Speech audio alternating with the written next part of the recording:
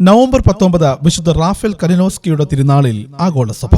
AD 1835 September 1 തീയതിയാണ് ലിത്വാനിയയുടെ തലസ്ഥാനമായ വിൽനയിൽ Rafale ജനിച്ചത്. പിതാവ് അനാരൻ സ്ഥലത്തെ സ്കൂളിന്റെ ഡയറക്ടറും പ്രൊഫസറുമായിരുന്നെങ്കിലും ജോസഫിന്റെ പ്രാഥമിക വിദ്യാഭ്യാസം വീട്ടിൽ വെച്ച് തന്നെയായിരുന്നു നിർവഹിച്ചിരുന്നത്. 1852 17ാമത്തെ വയസ്സിൽ എഞ്ചിനീയറിംഗ് പഠിക്കുന്നതിനായി ജോസഫ് പീറ്റേഴ്സ്ബർഗിലുള്ള മിലിറ്ററി അക്കാഡമിയിൽ ചേർന്നു. അക്കാഡമിയിലെ ജീവിതകാലം പാവപ്പെട്ടവരെ സഹായിക്കുന്നതിലും മറ്റുള്ളവരാൽ പരിത്യക്തരായ ചെറുപ്പക്കാരെ സ്വന്തം ചെലവിൽ പഠിപ്പിക്കുന്നതിനും അദ്ദേഹം ശ്രദ്ധ ചെലുത്തി. 1862 കലിനോസ്കി പട്ടാളത്തിലെ ക്യാപ്റ്റനായി ഉയർത്തപ്പെട്ടു. 1863 അലക്സാണ്ടർ രണ്ടാമൻ ചക്രവർത്തിക്കെതിരായുള്ള പോളിഷ് ദേശീയ പ്രസ്ഥാനക്കാരുടെ വിപ്ലവം പൊട്ടിപ്പുറപ്പെട്ടപ്പോൾ റഷ്യൻ ഭരണകൂടം ആ വിപ്ലവത്തെ നിഷ്കരണം അടിച്ചമർത്തുകയുണ്ടായി. ഈ അവസരത്തിൽ കലിനോസ്കിക്ക് പട്ടാളത്തിൽ തുടരുന്നത് പ്രയാസമായ കാര്യമായിരുന്നു. ഭരണകൂടം ജോസഫ് കലിനോസ്കിയെ രാജ്യരക്ഷാ മന്ത്രിയായി നിയമിച്ചു.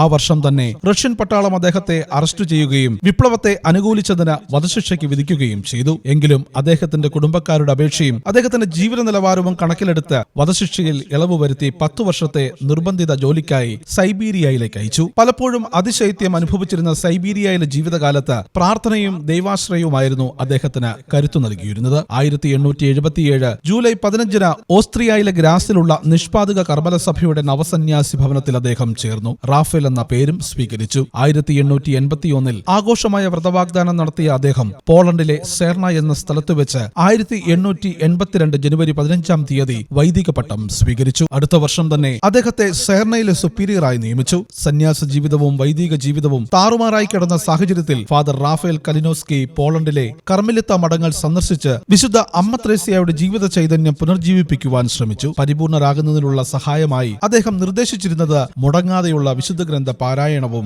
സഭാ നിയമങ്ങളെ പറ്റിയുള്ള പഠനവും ധ്യാനവുമായിരുന്നു. 1907 നവംബർ 15 തീയതിയാണ് റാഫേൽ കലിനോസ്കി വഡോവിച്ചിൽ വെച്ച് കർത്താവിൽ നിദ്ര പ്രാപിച്ചത്. 1983 ജൂൺ 22 തീയതി പരിശുദ്ധ പിതാവ് യോഹന്നാൻ പൗലോസ് രണ്ടാമൻ മാർപ്പാപ്പ റാഫേൽ കലിനോസ്കിയെ വാഴ്ത്തപ്പെട്ടവനെന്നും വിപ്രവാസികളുടെയും കുടിയേറ്റക്കാരുടെയും മധ്യസ്ഥനുമായി പ്രഖ്യാപിച്ചു. 1991 നവംബർ 17 തീയതി പരിശുദ്ധ പിതാവ് യോഹന്നാൻ പൗലോസ് മാർപ്പാപ്പ തന്നെ വാഴ്ത്തപ്പെട്ട റാഫേൽ കലിനോസ്കിയെ വിശുദ്ധനായി നാമകരണം ചെയ്യുകയും ചെയ്തു. വിശുദ്ധ റാഫേൽ കലിനോസ്കി ഞങ്ങൾക്കു വേണ്ടി പ്രാർത്ഥിക്കണമേ.